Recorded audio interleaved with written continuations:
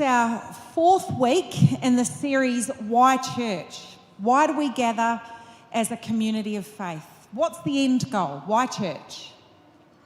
To bring about the transformation in our lives and in the world through the reconciling love of Jesus. That is why we gather, and that is why God created the church. That's our end in mind. So as we continue to consider the model of the early church in Acts 2:42 over these weeks, we're not doing this so that we can just imitate what they did. No, we're looking behind how they gathered. And then we're seeking to understand what that means for us today at Merri-bek City Salvos. We firstly looked at what it meant to devote ourselves to the apostles' teaching. Do you remember? Some nods. Stuart preached on that. And we discovered that it's not gaining more information about God, Jesus or the Bible, or having an interesting theological discussion. No, we saw that this was about how the apostles' teaching changed the way we thought so we would act differently in the world around us.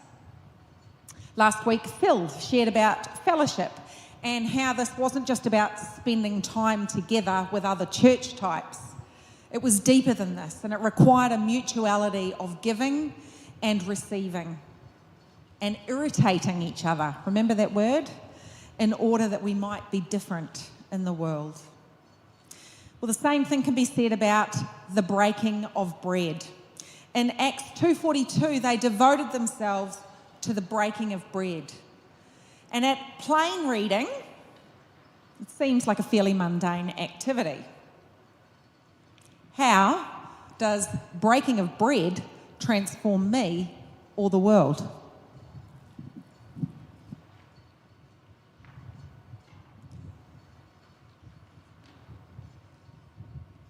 To help us get our heads around this, I'm going to show a couple of objects on the screen. And I'd like you to tell me, not what they are, but some of the things that come to mind when you see these objects. So let's have the first one. What comes to mind? Innovation. iPad. Steve Jobs. Inclusion. Excellent. Let's have the next one. Sorry? Stop sign? No stop. Just stop. Rules. Law. Safety. Yeah. And the next one?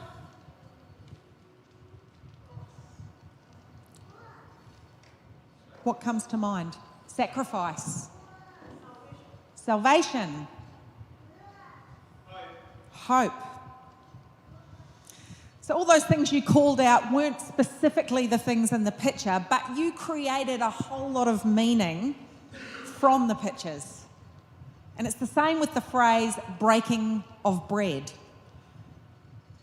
In the time and the culture of the day, the use of this phrase in this text is so much more than just the physical breaking of the bread. The first element of breaking the bread was a very practical and physical one. It was to share resources so all had enough to eat. These were the days before Centrelink, before government-funded relief programs, before doorways. And in those days, if you couldn't afford food, you begged for it, or you starved. If you had friends, they might have shared with you, but sharing resources with others was quite a foreign concept back in those early church days. One of the transformative actions of the early Christian community was not just to share with their friends, but to share with everyone. And we see in verses 44 and 45, this early community of faith shared their resources with all who had need. One of the outcomes of this regular gathering was to ensure that this sharing happened. The sharing of resources became known as a love feast. or an agape, a love that gives without expectation of return. That is, we share our resources, no strings attached. Now, I'm going to talk more about the relationship between the sharing through the breaking of bread and what came to be known as the Lord's Supper a little later. But in Paul's first letter to the Corinthians, he criticises them for ignoring this important part of the gathering. He writes in 1 Corinthians 11:21 and 22, "For some of you hurry to eat your own meal without sharing with others. And as a result, some go hungry while others get drunk." What? Don't you have your own homes for eating and drinking? Or do you really want to disgrace God's church and shame the poor? What am I supposed to say? Do you want me to praise you?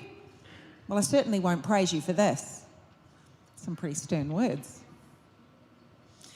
We don't have time to unpack all of this, but the church at Corinth had forgotten the reason for meeting together as a church for their love feast. They had fallen into the trap of thinking, and we've spoken about this a few times, that it was all about them. It was all about their needs, when really it was supposed to be about others. So the sharing of food turned into an opportunity for gluttony and greed. When the church has been at its most effective, sharing resources has been an integral element. There was a time in the 300s, a couple of centuries after Jesus, that the church was in real trouble. A new pagan Roman emperor had come to the throne named Julian, and he was intent on destroying the church. And as much as he tried, he couldn't. Why? Because the church was so generous in its sharing that it continued its growth, even under state persecution. And he wrote the following: "These impious Galileans not only feed their own poor, but also ours, welcoming them into their love feast. They attract them as children are attracted with cakes." So what does this look like for us at Merri-bek Salvos? Do we need to share food with others every Sunday? Well, I think we could consider what that looks like. I'm not sure about you, but I remember growing up, we would always end up with people at our table for lunch at home, and they weren't expected. When we share food, our table, we are showing generosity of the gospel as well as providing physical support. But I think if we just focus on the Sunday gathering, we're missing the point. Remember, in our passage in Acts, we see they met every day. So this activity of sharing happened every day, not just on Sunday. We need to remember that as we gather as a community of faith, not just on a Sunday, but we also gather on a Monday at Women's Group, on a Tuesday and Fridays at Salvos Connect, on Wednesdays at Recovery Church, on Thursday at Coffee and Friends, on Friday at Men's Group, and lots of other times that aren't necessarily scheduled or planned. Every day, we are called to be generous with what God has blessed us with. One of the amazing aspects of the ministry of Jesus was his engagement with all sorts of people from all sorts of walks of life. He saw the God-given potential in everybody, and he treated everybody with respect and honour. You might recall that one of the constant complaints against Jesus was the fact that he would eat and drink with sinners and tax collectors. And it wasn't just about the fact that Jesus ate food with others and the culture of the day. The best way of showing honour and respect was to eat with them. But it was the type of people. It was the type of people that he was eating with that had them in an uproar. If you ate in those days, in the culture, with more honourable people, your honour was increased. If you ate with less honourable people, you gave your honour to them. Culturally, you would only transfer your honour to someone else by eating with them, if they could do something for you. It was very much a case of, I'll scratch your back if you scratch mine. The idea of giving your honour away to someone who couldn't repay was ridiculous and actually dishonourable. So when the early church broke bread with each other, they were continuing on the tradition of Jesus, who gave honour to those who were without honour, who honoured others without expectation of return. That sounds like what we were speaking about just before with the sharing of physical resources. Well, this is sharing of our social resources. I wonder who the sinners and tax collectors are for us today. A colleague of mine shared with me a story of a really well-meaning church that he visited in Sydney. And they wanted to honour people that came to their community breakfast. So they added a couple of things to the mix. They rolled out the red carpet, literally, out the front door, down the front steps, so people would feel special, important, and honoured. And inside, the tables were beautifully set with menus for those attending the church members, for menus with those attending with church members serving their food. The church volunteers wanted those who came to feel special, like they were in a restaurant. My colleague watched people as they came in, and he observed people walking around the outside of the red carpet. When they sat at their table, they wanted to know how to eat from the same menu as the church volunteers. You see, there was a separate menu at different tables. Some entitled servers and some entitled guests for those who came in. My colleague asked one of the community members why no one was walking on the red carpet, and he responded by saying, "I don't want to be treated like a king or queen so the church has someone to feel good about helping.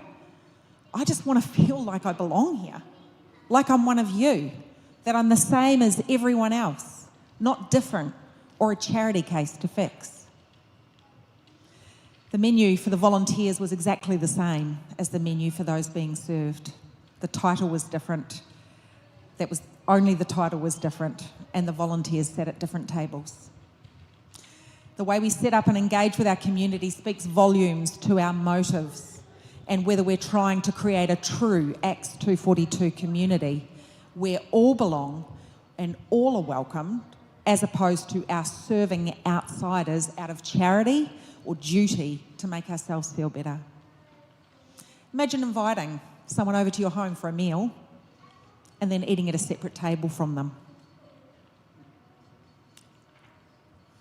It's a bit cringeworthy, isn't it? For a lot of people that we serve through physical assistance, sharing food in kind or a community meal, the way we treat them and the attitudes that we hold show how much we honour them, just as much as the assistance or the meal itself. I've often heard really well-meaning Christians say, and over many years, say they should be grateful for what they're getting, and beggars can't be choosers. Friends, we as Christians honour others by sharing with others what we ourselves would have, inviting people to become part of our community, seeing them as the same as us, seeing the value they hold, not the deficit they may be experiencing, and without stopping to ask whether they are deserving or not, and without any expectation of return. That's a love feast. That is how the early church operated, and that's what was so radical and attractive. A question for us to consider is, how do we honour others when we come together? Do we only eat with those who are like us? Or, like Jesus, are we radically inclusive, sharing the intimate act of partaking in a meal with those who are least like us, and in doing so, acknowledging that all are welcome at the Lord's table as equals? It's a beautiful picture, isn't it?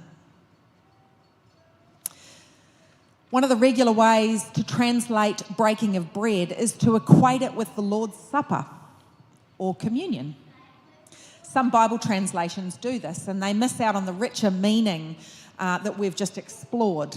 But I don't want to suggest that the breaking of bread excludes the meaning of communion. It absolutely is within sight of Luke when he uses this phrase.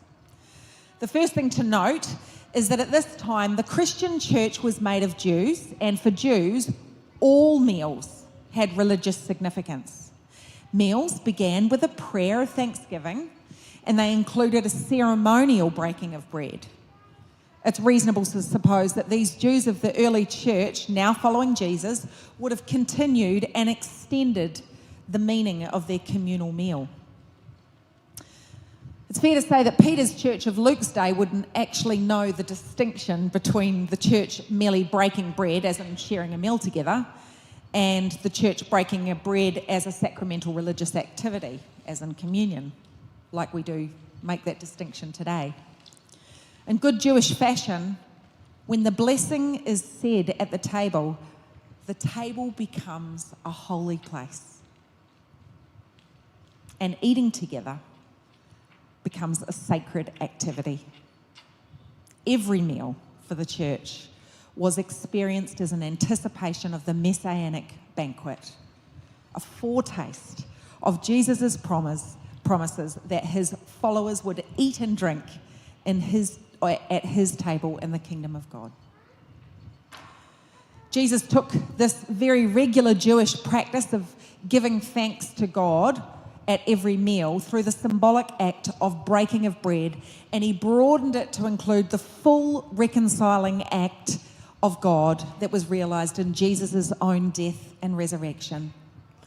So when the early church broke bread, they would give thanks to God, not only for God's reconciling acts to Israel, but for God's reconciling acts for the whole of creation. The witness of the early church was that this reconciling act of God wasn't made real by the supernatural act of God alone, but by the very real and tangible acts of God's people, the body of Christ, the church, meeting together and living out their faith in community. So why do we gather? Why church? I'd like to wrap up with a paraphrase of Acts 2:42-47, which I think brings this idea to life. They learned together new things, hard things, liberating things. They hung out with the leaders and they learned from them things that they didn't know, and they taught the leaders a few things of themselves as well. Some of the leaders were a little bit overrated. They ate together, sometimes with china, sometimes with paper plates, and sometimes the kids refused people's food. It was a bit embarrassing. But they prayed together, and that helped calm their nerves and connect them with God's grace. Cool things happened in their relationships and in their communities, and they were amazed. They spent time together with like-minded individuals because they felt cared for by them, and they needed to know that they weren't crazy. They shared the things of their life: food, money, childcare, shelter to anyone who needed it, and it was exhausting sometimes, and they had to take breaks, especially the introverts. They did it daily, and the extroverts overfunctioned. They sacrificed time from other things, which was hard, in order to dedicate a lot of time together to holy places, showing up for God and for each other and for themselves. They spent a lot of time together in their homes, clean homes, messy homes, eating, being happy, crying, being generous with each other, because that's how God wanted their relationships to be. They were so grateful to God for all of this, although resentfulness occasionally sneaked in. Yet in all of this, God gave them more and more friends. What if one of the greatest gifts we could offer our broken and alienated society was a vision of intense social belonging, such as we hear described in Acts today? What if our best testimony to the life and sacrifice of Jesus was our life together? God seeks to be in communion with us. but he also wants us to be in communion with one another. Jesus represented the individual model of how we can each do this. And as he called his disciples and followers in his way of love and peace, many of whom were the outcasts or the excluded of wider society, he showed us how to model this in our community. He reminded us symbolically of the union of body and spirit. Jesus took a loaf of bread.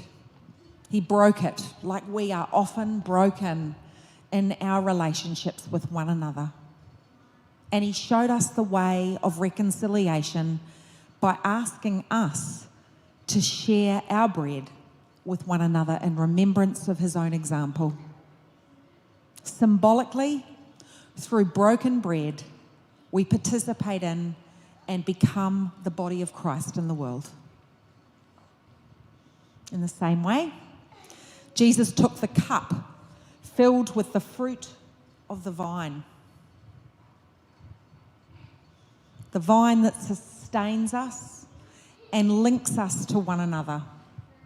He asked us to drink of that same spirit of loving kindness and uniting harmony that was in him.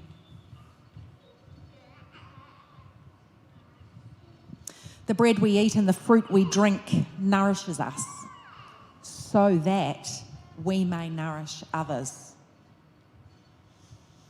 We're going to have a time of reflection now where there's an opportunity for you to come and participate in the Lord's Supper, a time of communion. And as we do so, let's affirm that we are committed to Christ's way of love and peace by our motives, our thoughts, our actions and our practices in this world. Because we affirm that Christ's body was broken for everyone, and his blood was shed for everyone. And what we symbolise here, we make real by our service when we go forth from this place. Christ invites all to the table, those who affirm their intrinsic worth and those who are yet to do so, those whose hearts and minds are admirable and those who are still struggling to make them so, those who are most like us and those who are least like us.